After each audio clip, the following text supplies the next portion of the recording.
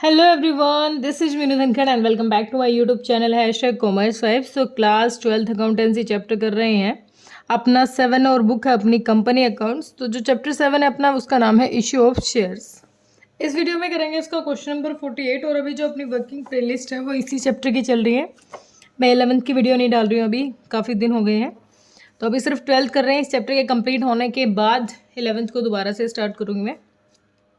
A company limited offered to public 20,000 equity share 100 each at a premium of 10 per share. The payment was to be as follows. अब यहाँ पर company क्या कह रही है? Company कह रही है कंपनी के पास टोटल 20,000 शेयर्स हैं, 100 उसकी क्या कह रहा है फेस वैल्यू मंगवा रही है क्वेश्चन, और 10 रुपीज़ प्लस में प्रीमियम के। ऑन एप्लीकेशन 30 रुपीज़ एप्लीकेशन को पे मंगवाना है क्वेश्चन को 30, अलॉटमेंट पर मंगवाना का 30, 20 अलॉटमेंट का है, 10 प्रीमियम का है। ओके, फर्स्ट कॉल पर कंपनी को मंगवाने हैं 25 रुपीज़ और सेकंड कॉल पर मंगवाने हैं 25 रुपीज़। इस तरीके से कंपनी पैसे मंगवाएगी। Application were received for 35,000। अब देखो कंपनी के पास शेयर 20,000 कहते हैं, एप्लीकेशन कितने की आएगी 35।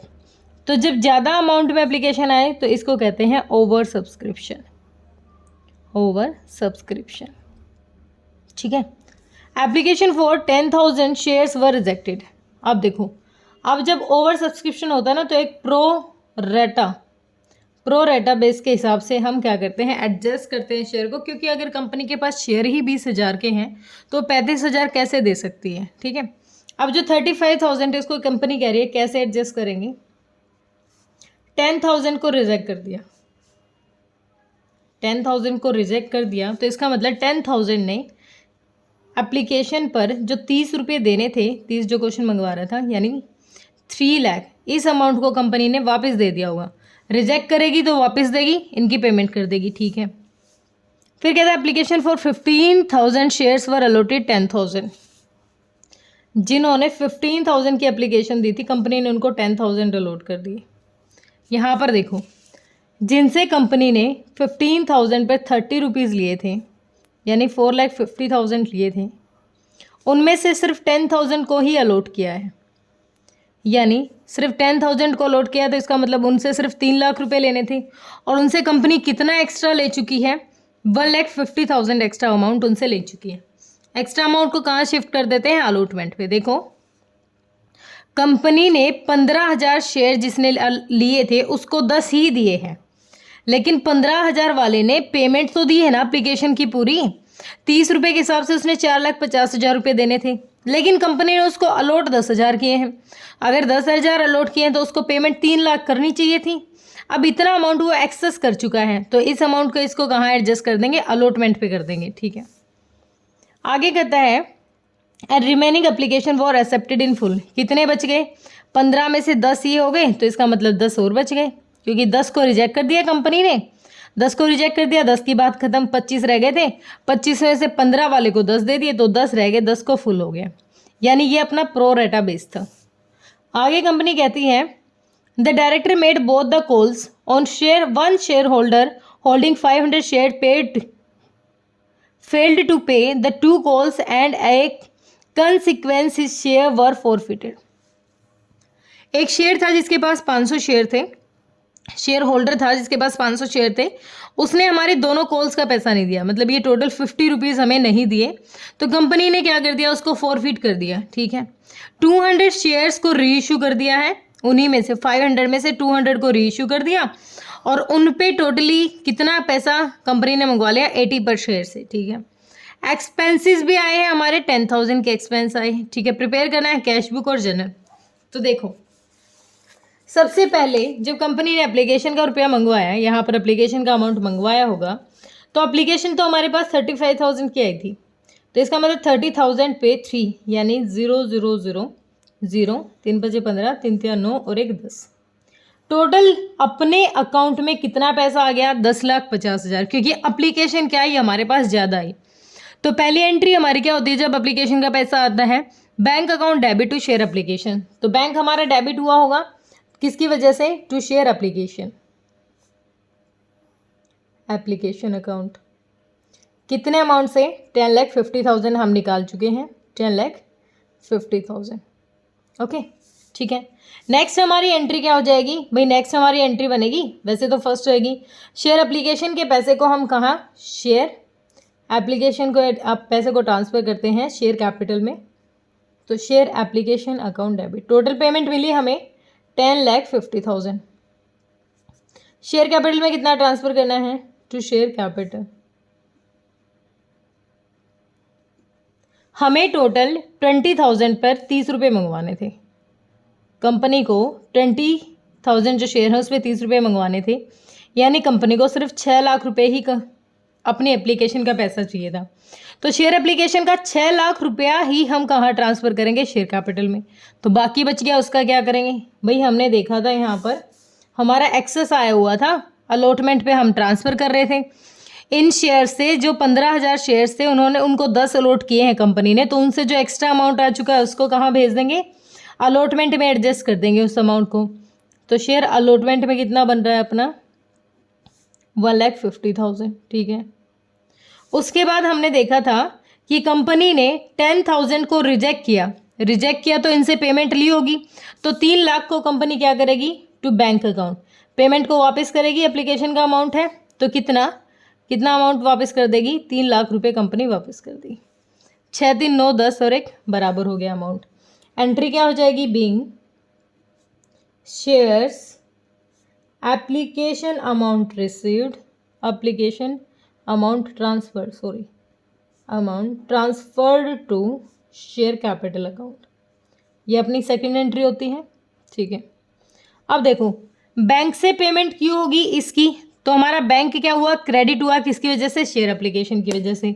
तो अब हमने इनको पैसे वापस दिए तो हम लिखेंगे बाय शेयर एप्लीकेशन, जो उनको वापस दे दिया अकाउंट। कितना अमाउंट? 3 लाख।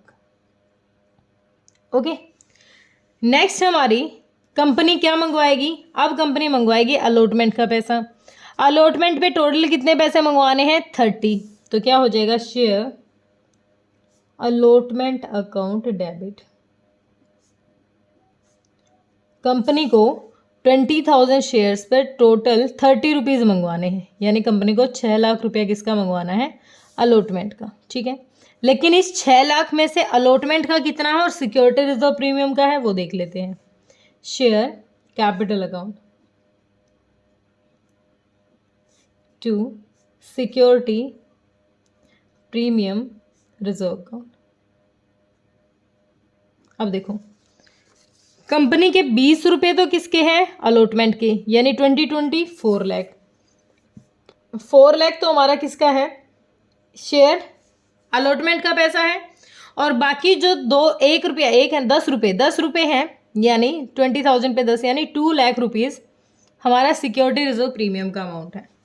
तो बीइंग अलॉटमेंट मनी ड्यू, ठीक है। अलॉटमेंट की मनी क्वेश्चन ने मंगवाई। बैंक में कितना पैसा आया होगा भाई? बैंक में क्या कहा था क्वेश्चन ने? फाइनल कॉल का ही पैसा नहीं आया। इसका मतलब बैंक में पूरे 6 लाख आ गए हमारे? नहीं, बैंक में 6 नहीं आएंगे मैम। देखो एक बार, ये जो 1,50,000 है ये तो एडवांस आ चुका है अलॉटमेंट का, हमने एडजस्ट तो किया था। तो बैंक में कितने आएंगे? इनको लेस कर दो, 0 0 0 0 5 और कितना बच गया? 5 में से क्या 6, तो 4,50,000 हमारे बैंक में आ जाएगी। एंट्री क्या बनेगी? Bank account debit to share allotment. तो अलॉटमेंट का कितना पैसा आ गया? जो एडवांस आ चुका है उसको लेस कर दो, तो 4,50,000 हमारा क्या आ गया? बैंक में आ गया, ठीक है। अब क्वेश्चन क्या करेगी? अब क्वेश्चन मंगवाएगी फर्स्ट कॉल का पैसा। Share first call account debit to share capital account. अब क्या कंपनी को कितने मंगवाने हैं? फर्स्ट कॉल पे 25 रुपीज़ मंगवाने हैं, यानी 20,000 शेयर्स पर 25 रुपीज़, यानी 5 लाख रुपए कंपनी को मंगवाने हैं, ठीक है। 5 लाख रुपीज़।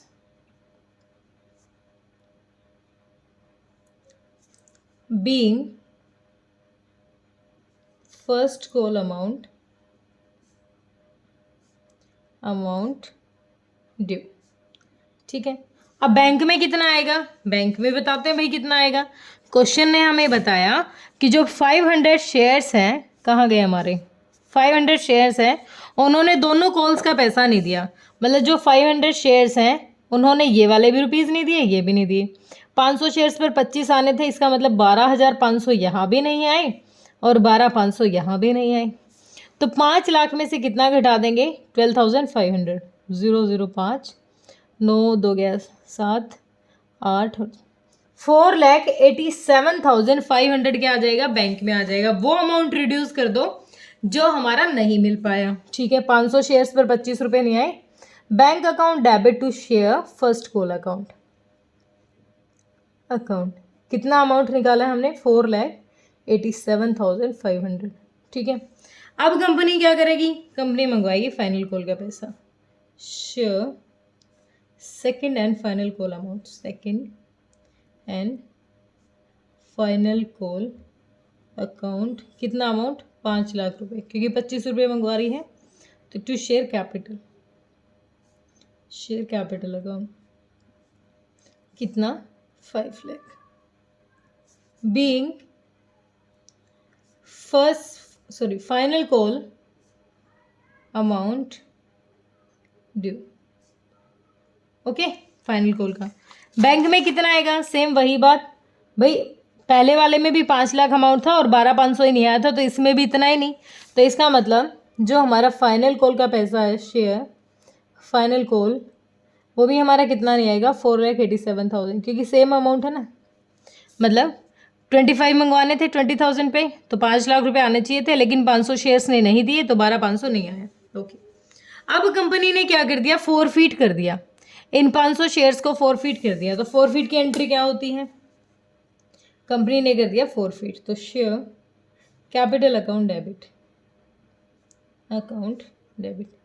कंपनी को टोटल कितना अमाउंट मंगवाना था, शेयर है 500 शेयर्स हैं, कंपनी को 100 रुपये के हिसाब से 5 लाख रुपया कंपनी को मंगवाना था। ठीक है, कितना नहीं आया, to share first call, share first call, first call पे कितना नहीं आया, 5 लाख ज़्यादा लिख दिया मैंने, 50,000 आएगा, 50,000 आएगा, 50,000, 1 जीरो एक्स्ट्रा लग जाती है हमेशा, 50,000। फर्स्ट कॉल पे कितना नहीं आया, हमने निकाला था भाई, फर्स्ट कॉल पे कितना नहीं आया था, 12,500 नहीं आया। ओके, सेकंड कॉल पर कितना नहीं आया, सेकंड को या फाइनल कॉल पर कितना नहीं आया, सेम अमाउंट हमारा यहाँ नहीं आया था। तो आ कितना गया, अब हमें ये भी तो देखना है आ कितना गया, क्योंकि कंपनी तो उसी को फोरफीट करेगी ना जो आ गया। तो अब कंपनी कितने अमाउंट को फोरफीट करेगी, share forfeiture account debit, sorry debit कह रही हूँ, शेयर फॉर फ्यूचर अकाउंट। कितना अमाउंट, कंपनी का 30 रुपये तो यहाँ एप्लीकेशन पे और 20 अलॉटमेंट का, 50 रुपये कंपनी के आ चुके हैं। तो 500 शेयर्स पर 50 रुपये, 5 5 25, यानी 25,000 रुपये कंपनी के पास आ चुके हैं।